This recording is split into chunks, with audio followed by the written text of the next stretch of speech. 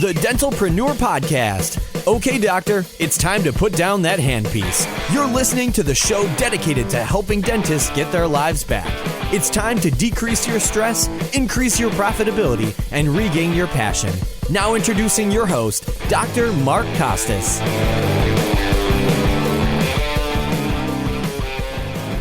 Hello, everyone. Welcome to another episode of the Dentalpreneur Podcast. I'm your host, Dr. Mark Costas. Hey, friends. How are you today? Hope you're doing great out there in podcast land. Got two great friends, multiple time guests joining us today. We have Brent Saunier, who's the CEO and founding partner at Profide 2020 and Phase One CPAs, as well as Chris Sands, who's a partner there and co-founder of Profide 2020 and Phase One CPAs. Today, we're not talking specifically about tax, although we'll talk a little bit about it. What we're talking more about is cash flow. Cash is king, as you guys know. Cash flow planning. We're going to go kind of visit the profit first methodology. We have a mutual kind of mentor slash friend in Mike McAlowitz, who wrote Profit First and lots of other great books. So that's what we're going to talk about today. So Brent and Chris, welcome back to the podcast. How are you guys doing today? Hey, Mark. Great to be back as always. Feel like just saw you yesterday. Yeah, I know. Isn't it great? Isn't it great? You guys are looking lean and mean. Looks like summer is treating you well. Let's talk about cash. Cash flow is king is a shirt that Chris Sands is wearing right now. I like it. I appreciate that. It is king. It is the foundation to everything. And what we thought we would do today, normally we're here talking about tax strategies, but none of that happens without accounting, and none of that happens without how you manage money, manage cash. So whether you're an existing practice that's maybe struggling with cash flow, it's one of the most common comments that we get, or if you're a startup or a brand new practice buyer and you're just getting started with your cash flow planning, this is going to be some advice that is applicable to anyone and that you can implement. Let me start by saying you will need some accounting data. So it would be nice if you had a 12-month rolling profit and loss statement at your disposal, and it was organized with some categories. The other thing I'll say is this is when you hear this, it might make you and your banker think that you have a third eye. You will need up to 9 bank accounts, okay? Whoa. And 1 to 2 business credit cards. So, 9 bank accounts sounds crazy, but 1, as I always say, is the worst number in business. If you only have 1 bank account, you can't possibly see all of the expenses that are planned coming out of that account. Okay. And, one of the foundations of Profit First is separation of the money. And Profit First has 5 bank accounts. I've been implementing this system since, it's been either 10 to 15 years. And I started out with those 5 bank accounts, but I've expanded to 9. And I've never had to go beyond the 9. And my rule is you don't need a bank account for something that is less than $5,000 a month. Okay. Expense. But let's dive right in and talk about why are these accounts necessary? The founding principle is we are all in battle in something with cash or cash flow. It's something called Parkinson's Law. Mm-hmm. And Parkinson's Law, as it pertains to money, states that expenses will naturally rise to meet incomes. So you might think that if I just grow my revenue, I'll solve this problem. I think, Mark, you talk about this a lot with not just pouring more water into a bucket that has leaky holes in it. Mm-hmm. You think that you will solve your problems with more money, but more money attracts more expenses. Yeah. Okay. And the premise is that money moves to those who move money. Money always likes to move, and it wants an immediate purpose. Mm-hmm. And frequency matters.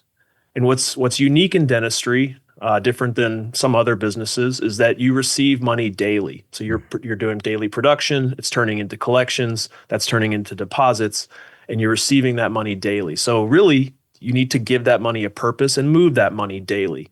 So we coined it daily transfers to these 9 accounts. Okay. It's about getting a feel for the money. This is not an exact system. It's an ever-evolving system. As your business grows and changes, you have to update these numbers.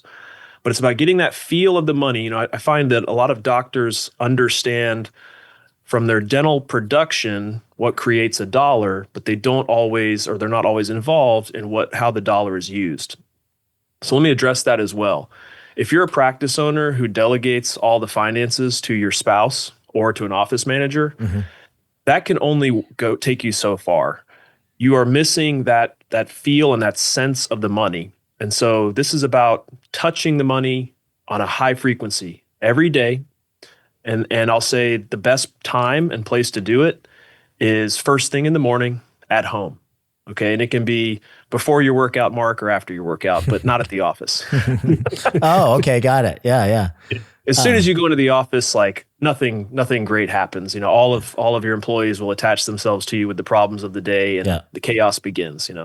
So at home, ideally, you might need a couple different computer screens, but this can be done on your cell phone. And I'll say this too: 9 bank accounts, all these transfers, people get overwhelmed with the thought of that. In the beginning, might take you 15 minutes a day. Once you get used to it, take you 5 minutes a day. I have some of my best clients that reach over on their nightstand in the morning, pick up their iPad, do their transfers before they even go to the bathroom. So if you're listening, here we go. Here's the list of 9 accounts. Okay. Everyone already has an operating or deposit account. Okay, so your money is deposited there, and I consider that a control account that we do not want to have a lot of things auto drafted out of. The problem is most people are set up where everything's being auto drafted out of there. They're paying their credit card out of there. They might even write some checks out of there. That's the only account that will need any check writing ability. That account, you need to assign some sort of 0 point or buffer. Average practice, I like to say $20,000 or $30,000. Okay, so this is like every day you will drain this account down to this amount. So let's use the example of 30,000. So if we have 30,000 in the account today, we do some production, it turns into collections, deposits overnight. If tomorrow the account balance says 39,000, we know that 9,000 came in. Okay, and our job is to drain it back down to that buffer, 30,000 in this example. Okay. The next most important accounts, I have them listed in a different order, but I'm going to start with profit first, the profit accounts. So profit first gives us just one account for profit. I've evolved that into 3 accounts. So there are 3 profit accounts because 3 things happen with profit in a business. Okay. Number one, first one is profit savings. So we can save that profit, leave it in the business in cash. And the purpose of it is to keep you from going into further debt. Okay. And that account, let's think of a very expensive piece of equipment, maybe like a cone beam. I don't know what those cost these days, 80 to 100,000. Yeah. The number that I give for everyone in the profit savings account is $500 per day. Okay. $500 a day. And by the way, we're going to talk about a practice that's open 4 days a week, like a traditional practice, and that's 16 days a month. Okay, so that's important. $500 a day times 16 days a month is $8,000 per month, $96,000 per year. In 1 year's time, you should be able to pay for, in cash, a large piece of equipment. And you need to continue this amount forever, always saving cash. You can move it out later, but always with the habit of saving new cash in the business. The other thing that happens with profit is the owner may decide to take it home. So we call it profit distributions. That's the second profit account. We're gonna decide how much the owner is either due based on their own, let's say 30% of their own production, or we're going to pick a fixed amount, or we may, if it's an existing practice owner, we'll look at their historicals or what their needs are. We'll pick a monthly amount. We'll divide it by 16 days, and we'll have a daily amount dedicated to funding the profit distribution account. Okay. I'm going to come back and forth to this account when I talk about payroll. If someone's just an LLC, sole proprietor, they will only take their money out of this profit distribution account. If they're an S Corp, they will get money from their payroll account or their profit distribution account. We're going to fund that profit distribution account with a daily amount, and then there's a third profit account that is used, but that's the only account in the list not used daily, and that's profit taxes. When we decide to extract the profit distribution from the business, that is a gross amount. we have to filter 40% tax to the profit tax account in the business. And we take the remaining 60% from the distribution account to your personal account. Okay. So you're going to overfund it by 40% in anticipation of 40% in taxes. Correct. So we're going to live by the 40% rule. We're going to hope that we pay less than 40%. But when you add up federal, state, all the different taxes that we end up paying, it can add up. So 40% is our safety number. Okay. All right. That tax account, you will be able to pay your quarterly estimated taxes online on the IRS website directly from that account every quarter. And this is where Brent and I will play a game. So Brent will do the tax planning. He will educate the doctor on how their taxes got generated from the profit of their business. Mm-hmm. And the doctor goes, okay, where am I pulling this money from? My goal is we're just focusing on the amount that the owning doctor is extracting from the business and those distributions. At bare minimum, that's what we have to control. That 40% going to that account, we're going to empty that account every quarter to the IRS, regardless of what the CPA's recommended or estimated quarterly tax payment is.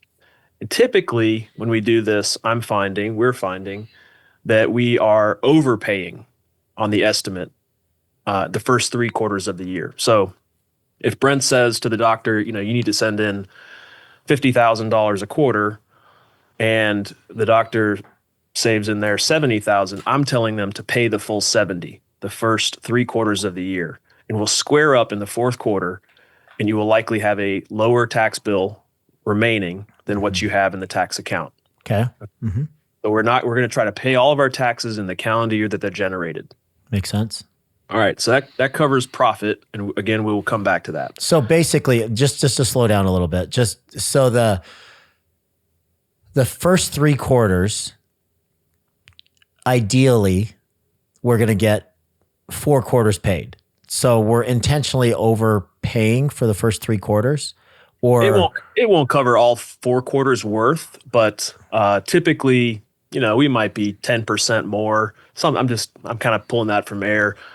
There's typically more being withheld in this system than if all you do is follow the recommended minimum quarterly estimates. Super conservative in that might as well overpay a little bit and then have a lighter Q4 as far as quarterly distributions or quarterly. Yeah. So this is what I'm doing here, playing this game with Brent as the CPA, is I'm focused on the doctor's behavioral finance. And I'm getting that behavior, that money set aside and off the plate, so they know that they can't necessarily spend it personally. They can't necessarily spend it in the business or use it to pay down their debt. There's a tax bill being generated by the profit they have, and we're going to over-prepare them at least the first half, usually the first three quarters of the year. And doctors love it when they're in this system in the 4th quarter. The remaining amount they owe is a lot less than expected. Yeah. And they have the cash. They can, if they don't owe it and it's in the tax account and they don't owe that in taxes, they can take that home at that point. They can use it for something else in the business, pay down a debt. And I think that strategy too is in a lot of cases doctor specific. What we're finding historically, every time we came to quarterly payments, the doctor had already spent the money. Maybe they had more built up, let's say in June, they had more built up, which some of it was really earmarked for 3rd or 4th quarter, but they were spending it. So this is a way to take it out of their hands and remove the temptation, as you call it, for them to spend their tax money. What's the formula, Brent? Is it last year's profitability times some factor, some percentage, or are you averaging kind of what their growth trajectory has been over past years? So we look at it both ways. So what you're referring to is a safe harbor method of paying taxes, which is as long as you pay 110% of your prior year tax, there would be no interest or penalties. Okay. But they were also computing the actual based on current figures and projections, and we're comparing the two. Got it. Okay. Some doctors, they're like, well, I just want to pay the minimum. I'll pay the big balance in April. And, at the end of the day, it's their choice, but we're just guiding them based on our experience of what would probably work best for them. I'd rather have it not in my hands. Yeah, we're as much as we can, we're trying to eliminate the tax surprise. And again, you're putting it in this account that says tax on it, you're visualizing it, and we're over preparing. So that's typically they're under prepared, and that it's such a punch to the gut when you owe a large amount that you don't see that you have. You don't know that you can spend it. So that's most practice owners, most people in general, I would say, are under earning and overspending. Most are guilty of both. Certainly more are guilty of under earning. And when you do this, a lot of doctors have an aha moment that, wow, I've been taking home a gross amount without ever withholding any taxes. I've been using that, spending that. Basically, they're spending their tax money, and then they're pointing the finger at the CPA, going, "How did you let this happen?" And this is really just, again, behavioral finance. Got it. I've never done that. Me neither. So there are, in addition to the 3 profit accounts, there are 5 core expense accounts. Okay. And so we're going to go priority. We're at 1, 2, 3, 4 right now. Yeah. So far we have an operating or deposit account, which everybody already has. And then 3 profit accounts: profit savings, profit distributions, profit taxes. Correct. Okay. Number 5. Yep. And so they're in priority order. Payroll. Payroll is one of your largest monthly expenses. You got to pay your people. Got to pay them on time. Otherwise, you could lose them. They are your greatest asset, and they are your income creators of your business. So, payroll, you will need data for your team expense. We typically separate team expense from associates, but you'll need your associate pay if there are associates, and if the owner or any of the owner's family is on payroll. Okay. In general, if an owner's on payroll, we want them taking a minimum of $180,000 a year. We find out whatever those monthly numbers are, okay, for the owner plus the team or staff plus any associates. We look at a 12-month rolling P&L. We look at an average. We kind of round up. We divide it into 12. We get a monthly, and divide that into 16 days. So again, let's say your payroll was $160,000 a month, as an easy example, divided by 16 days. So $10,000 a day would be your payroll cost. And that is the first place that money will move every day when you do your transfers. Okay. When the next account is labs and supplies. You got to keep current with your vendors. Got to pay your lab vendors, got to pay your supply vendors so that they always will service you and you can keep producing dentistry. So we take the lab category and the supplies category, same thing, total up a whole year, divide by 12, or look at a rolling 12 month, looking for an average. Take the 2 for a monthly, divide by 16 days, and give you a daily amount. The next account is an account that's always missing in dentistry: marketing. Marketing is so important. We've tried to get more and more doctors to do it.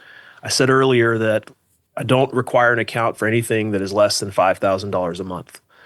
For a healthy 1.5 million and up practice, we're targeting $5,000 a month. If you take $5,000 a month divided by 16 days, what is that? I think it's like $315 a day, something like that.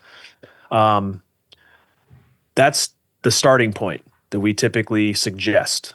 And notice that when I said $5,000 a month, I'm sure some people gasped and said, couldn't believe or couldn't think of spending that much on marketing. But if you say $315 a day, it's not that daunting. Okay, everything's better in daily numbers. Are your 5 and 6, your payroll and your lab and supplies, are you going to draw those down to 0 every month? Or are we creating a buffer for each of these accounts? Okay, that's a great question. Aside from the deposit account with that large buffer, you need to decide on what is your standard. Okay, this is a great topic too. So many people that I see, whether it's in their business or personal accounts, they don't have a standard for those accounts. They'll drain them down. They'll let them get overdrafted. My personal standard on every account is $1,000, certainly in business. So if the account says $16,000 in it, I can only spend $15,000 of that. Okay, draw that down. Okay. We're going to talk about how they get drawn down and the frequency as well. Okay, cool. All right, the next account is rent and loans. So we're combining the rent payment plus any practice loan payments. Total those up, okay? for a total monthly divided by 16 days for a daily amount. That account ideally is going to have some sort of online bill pay or electronic check that you can send directly out of that account. So we'll fund it daily. We'll empty it when the payments are due. You can either allow auto drafts from that account, but we don't want those auto drafts coming out of your operating deposit account. Okay. So this is going to appear on the loan payments are going to appear on the balance sheet, not the P&L. So you're going to be actually using the P&L and the balance sheet for this Correct. particular We'll need the actual full minimum loan payment. The interest shows up on the P&L and the principal portion shows up on the balance sheet. Got it. Okay. So you'll need to reference both. But I mean, this is something that's going to be pretty steady. Here's a suggestion there. Yeah. Most accounting firms should help and do this for you, but if not, you need to do it for yourself.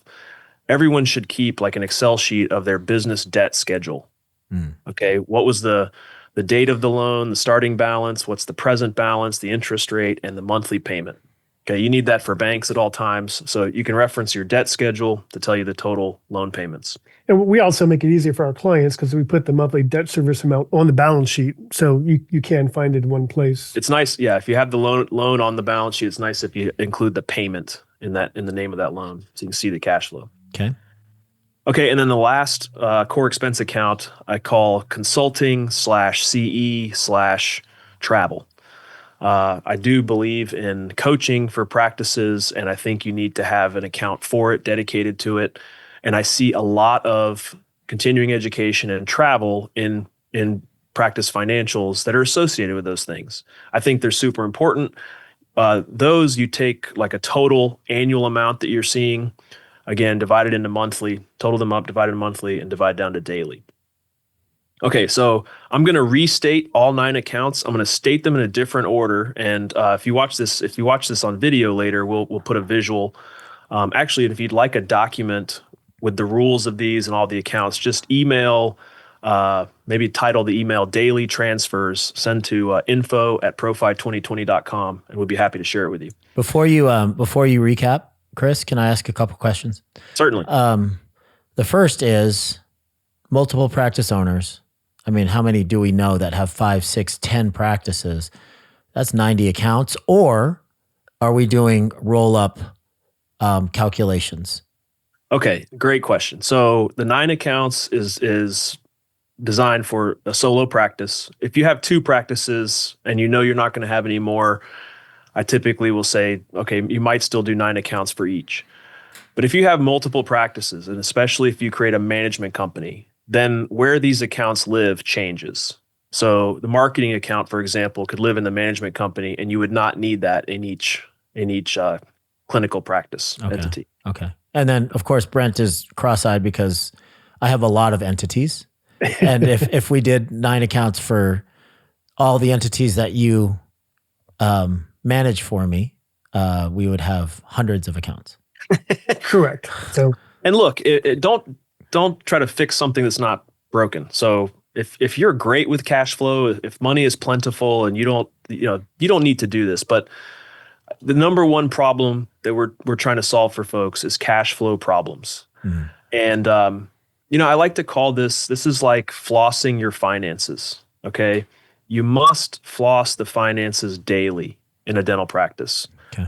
Otherwise, you got to floss out the financial bacteria, which is expenses, or you will have financial decay in the form of cash flow problems or debt. Mm-hmm. So for those that are either trying to learn cash flow or having issues with it, this is the solve. Those 9 accounts. And what a great way, because we're constantly kind of harping on, we have scorecards, which are very similar to P&Ls, but they're simplified P&Ls. But what a great way to get really familiar with your P&L, right? Without a doubt.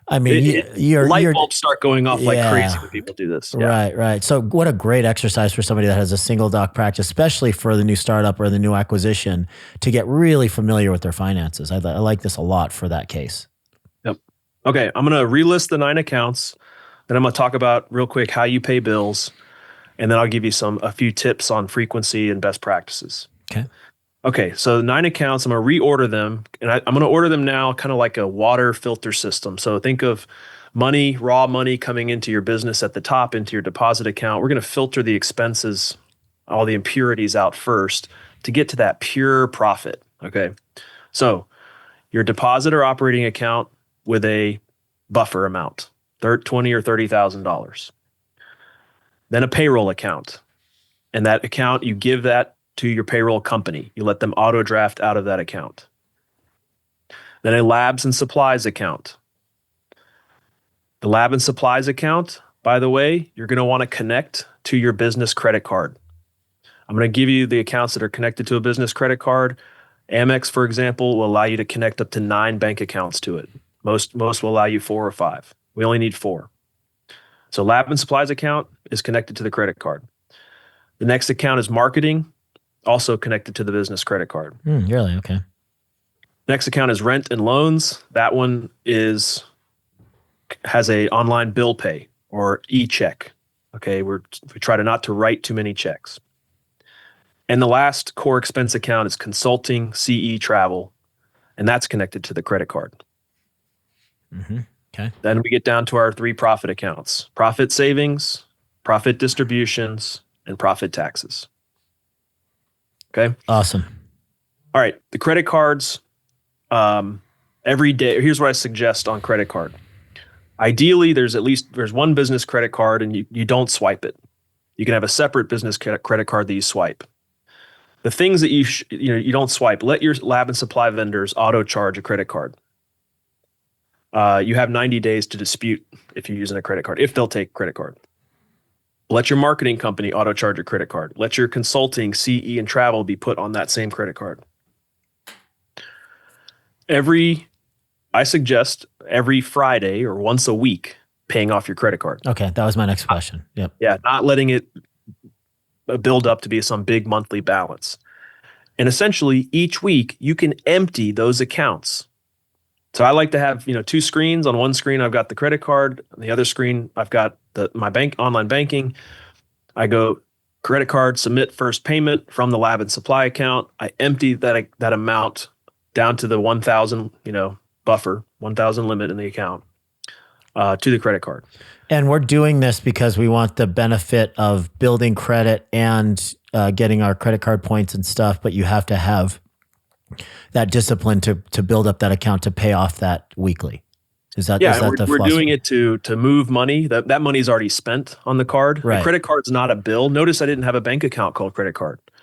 That's a mistake people make. A credit card is not an actual expense or bill. It's a mode of payment. Got it. Okay.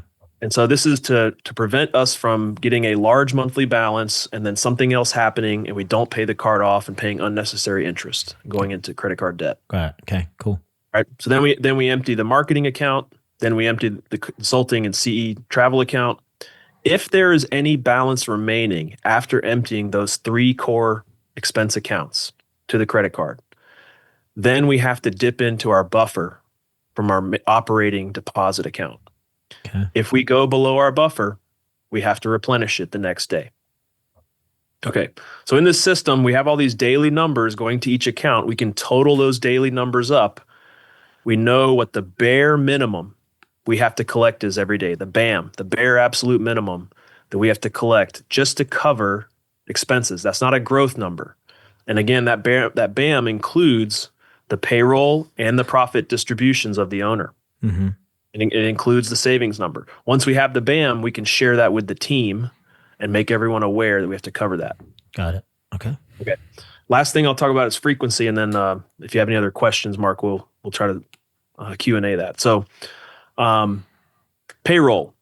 We suggest run payroll twice a month, not every 2 weeks.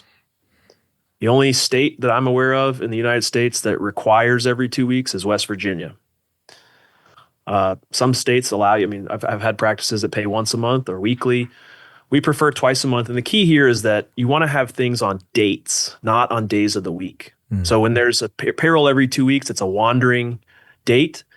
And you have 2 months out of the year that you have 3 payrolls. This causes cash flow turbulence. Yep, sure does. Especially when it's time to make your quarterly tax payment.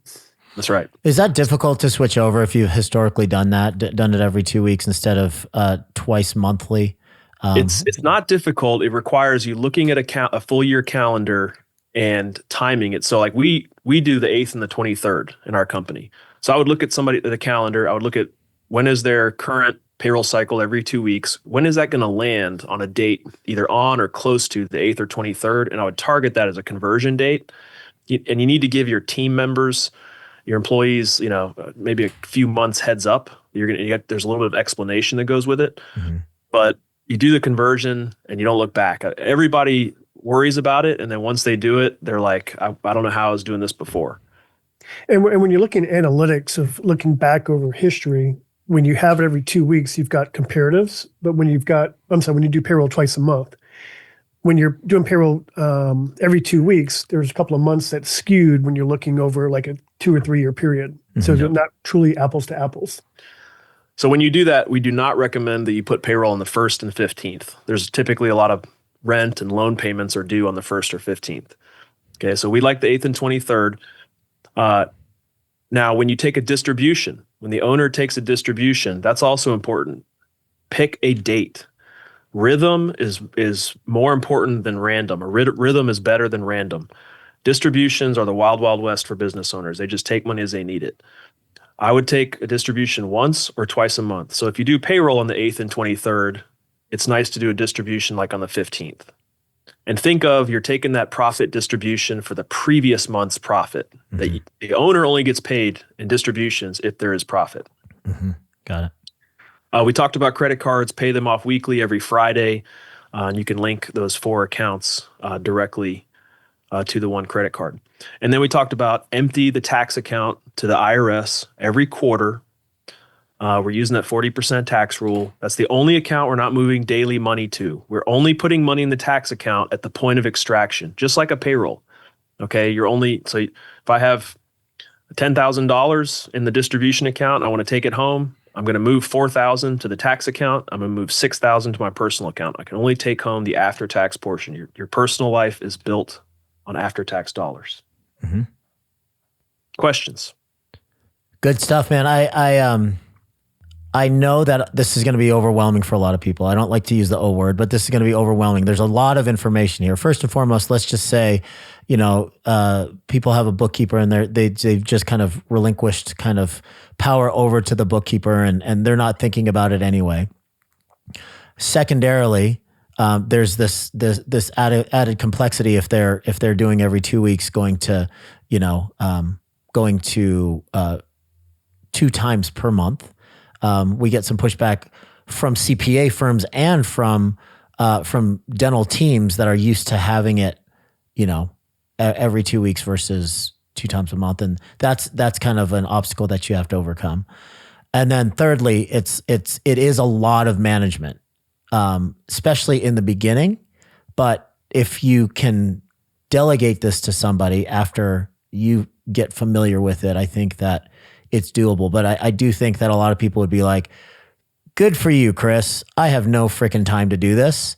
I would love to do this, but I can barely manage my finances as is right now. So speak to that a little bit, if you don't mind. Okay. First, let me say, look, I was fortunate. It could have been partially genetics, but I'm one of the people, I've never had a cavity. And the reason was I'm one of those strange people that always flossed twice a day. It took less than a minute. And most people we know won't do it. And that's why they have decay, and they're going to have costs and pain associated with that. Yeah. If you're feeling financial pain and costs and you're having cash flow problems and cash is hard to come by for you right now, you need to just acknowledge that whatever you're currently doing is not working. And this is a behavior modification. It might seem like a little bit more work, and it's because it's unfamiliar to you. When you get used to it, it only takes 5 minutes a day per practice. And it's changing lives. It's changing practice finances everywhere. Again, that book Profit First was a game changer, and that wouldn't have been such a game changer if it didn't work. The comment about the bookkeepers. So we employ bookkeepers here, and a bookkeeper is going to complain. That's a lot of bank accounts. That's a lot of transfers, things for me to code. You know what? I don't care. That's what the job is to code the transactions. What I care about is the owner doctor understanding and feeling their cash flow, saving, some cash, becoming profitable, not having cash flow problems. It makes a better business. And that's something that's highlighted in the book Profit First. Is they'll tell you bankers and accountants will poo-poo this idea, even if you only had 5 accounts. Mm-hmm. Okay. Yeah. But you have to understand, especially to your bank and to your accountant, you are the ideal client profile. You're a business owner. You run hundreds of thousands, probably millions of dollars through their institutions. They have loans with you. They want your business. And you got to tell them, hey, I'm at $1 million of revenue right now. I'm trying to take this business to 5 million. In order to do that, I got to be better at managing the cash, and being able to pay off all this debt. I need more bank accounts. This is what I need. Am I going to do that here with you, or am I going to find somebody else? Mm-hmm. Mm-hmm. And they'll cave every time. Yeah, Mark, I can speak. We talk a lot about our experiences with clients. I'll talk about my personal experience with Chris. So we've been together 9 years in Profi, and when we first started, I was not managing it this way. And I can tell you for a fact, every month, I start sweating when I'd have to call Chris and say, hey, we need $38,000 to pay the credit card bill. Where are we pulling it from? Mm-hmm. Mm-hmm. I will tell you, my life changed dramatically. His life changed dramatically. The relationship changed because we set it up to where we had our actually recurring transfers, and the money was there. It wasn't, this dreaded phone call every month of like, hey, where are we getting the cash from? It does work, but it does take a little bit of work to make it. I like just it. like you said. And what's the rationale for the 3 versus the 1 profit account? Is there just because taxes is really important to track, et cetera? Yeah. So Profit First has, again, the 5 accounts.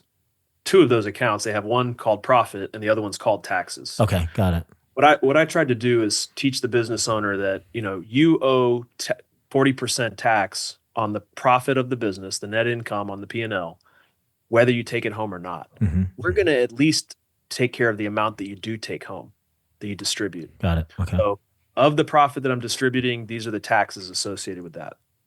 And the other one, the profit savings, that's the other choice. Like, how do you know? We used to just call that account major purchases, but I have to acknowledge that, that is profit being used and kept in the business that we also owe tax on. So sometimes some tax money comes out of that at the end of the year. But we're trying to get dental practices to have more cash on hand, get out of debt, and stay out of debt, because we're always planning with the end in mind when somebody sells a business. And there's too many scenarios where there's too much debt left at the end of the story, and it's not so rosy when doctors are cashing out. So again, if it's not broke, don't fix it. It's not something here to overwhelm you. But if you feel like there might be a better way, and it's you're struggling with cash flow, this is a proven method over a decade, close to probably 15 years, that I've been doing this both in my own finances, in my businesses, and in my clients' businesses. Total foundational game changer. Got it. Awesome. Really, really dense, but awesome stuff today, guys. I really appreciate it. Yeah, I thank you guys enough for sharing this information. One of the things that bonded us very early on is that, I had Mike Michalowicz on the podcast a couple of times. He spoke at one of our events. And I remember kind of one of the first meetings that I had with you guys in a Zoom call, you guys had his book kind of propped in the corner. I was like, these guys are kind of speaking my language. So cash flow is extremely important. I find a lot of people scratching their head at the end of every month, even with adequate coaching, just because stuff seems to just vaporize, especially when you're trying to juggle and maximize those credit card points, and you don't have the discipline to do what you guys are saying to do, which is pay off that credit card on a regular basis every week, which I've never heard anybody being a proponent of, but it makes perfect sense. And again, kind of to your point, Chris, once you get in the habit and once these systems are set up, it's kind of automatic after that. And you get such a depth of knowledge as far as how that dollar flows through your dental practice. And you two and I all know many doctors that have been doing this for a couple decades that still are very, very, very, very clueless, I guess, about how money flows through their business. out of touch. They don't have the feel. Thank you. Right? That's much more. That's much. That's a great euphemism for clueless. Out of touch. I like that. I like that. Listen, if you want to give this a try, again, we're happy to send you a copy. Email us daily transfers at info@profi2020.com, and just keep calm and transfer on. I love it. I love that. That's the next t-shirt. All right, That's gentlemen. right. Thank you so much for your time today. As always, I'll see you next quarter for our next podcast. You guys are the best. We'll talk to you soon. Thank you, Mark. All right, ladies and gentlemen, Chris Sands and Brent Saunier.